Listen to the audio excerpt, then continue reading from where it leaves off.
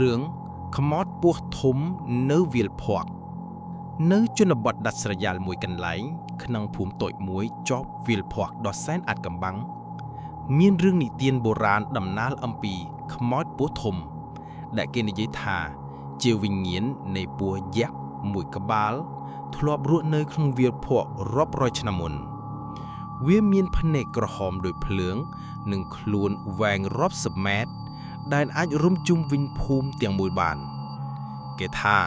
វាលងបន្លាចយ៉ាងណាដែលហ៊ានរំលោភដីវាលភក់នៅពេលយប់សុគន្ធជាយុវជនអាយុ18ឆ្នាំជាមនុស្សចង់ដឹងចង់ឮនិងមិនជឿរឿងខ្មោចគេបានឮរឿងអំពីខ្មោចពស់ធំតាំងពីក្មេងតែចាត់ទុកថាជារឿងនិទានបំភ័យក្មេងនៅយប់ថ្ងៃមួយដែលព្រះច័ន្ទរះពេញបរមីសុគន្ធនិងមិត្តភក្តិពីនឹកទៀតគឺសុជាតិនិងលីណាបានសម្រេចចិត្តទៅរុករកវាលភក់ដើម្បីបញ្ជាក់ថារឿងខ្មោចនោះគ្រាន់តែជារឿងប្រឌិតពួកគេបានយកពិលនិងកាំបិតតូចមួយទៅជាមួយដោយសើចសប្បាយនឹងគំនិតផ្សងព្រេងនៅពេលជន់ជើងចូលវាលភក់ខ្យល់បក់ត្រជាក់ខុសពីធម្មតា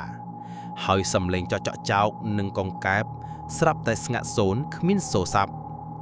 លីណាដែលជាមនុស្សប្រុងប្រយ័ត្នបានខ្សឹបថាខ្ញុំមានអារម្មណ៍ថាមិនស្រួលទេឬក៏យើងត្រឡប់ទៅវិញតែសុគន្ធដោយភាពក្លាហានបានសើចនឹងនិយាយថាខ្មោចឯណា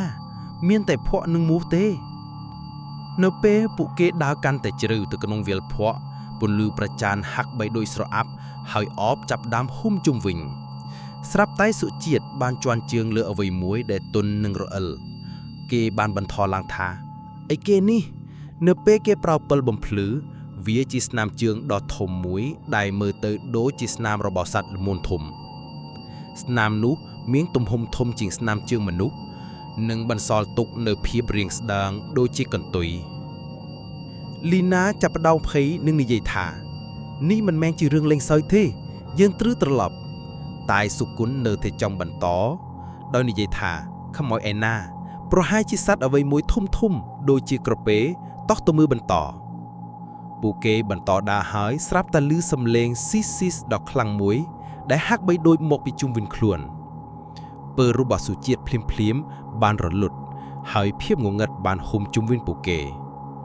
នៅពេលនោះភ្នែកមួយគូដ៏ក្រហមឆ្អិនហើយបានលេចឡើងពីអោប៉ាកវាមិនមែនជាភ្នែកធម្មតាទេវាធំនិងមានពន្លឺចែងចាំងដែលធ្វើឲ្យបេះដូងរបស់ពួកគេស្ទើរតែឈប់ដើរសុជាតិបានស្រែកនិងទម្លាក់ពេលចោលលីណាបានចាប់ដៃសុគន្ធនិងព្យាយាមរត់តែភក់ជាប់ជើងធ្វើឲ្យពួកគេមិនអាចរត់បានលឿនស្រាប់តែខ្លួនដ៏ធំសម្បើមមួយបានលេចចេញពីភក់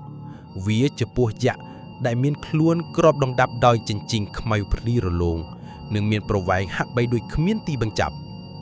វាលើកក្បាលឡើងហើយសម្លឹងមកកាន់ពួកគេមានសម្លេងស៊ីខ្លាំង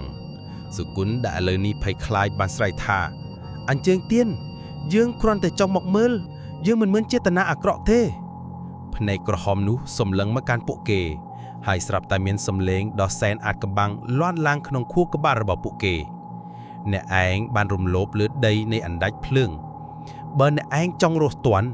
ត្រូវនាំយកការពិតមកឲ្យខ្ញុំសុគន្ធសុជាតិនិងលីណាមិនយល់ថាវាមានន័យដូចម្តេចទេតែពួកគេមានអារម្មណ៍ថាវាមិនមែនជាពស់ធម្មតាឬខ្មោចធម្មតានោះទេពួកគេរត់ត្រឡប់មកភូមិវិញដោយបេះដូងលាត់ញាប់នៅព្រឹកថ្ងៃបន្ទាប់ពួកគេបានទៅជួបលោកតាចាស់ម្នាក់ដែលជាអ្នកចាំប្រវត្តិភូមិលោកតាបានប្រាប់ថាខ្មោចពស់ធំនោះគឺជាអ្នកថែរក្សាវាលភក់ដែលត្រូវបានបំផ្លាញដោយមនុស្សជាច្រើនឆ្នាំមុនវាទាមទារឲ្យមានការសុំទោសនិងការស្ថានវាលភក់ឡើងវិញដើម្បីឲ្យធម្មជាតិត្រឡប់មករស់ឡើងវិញ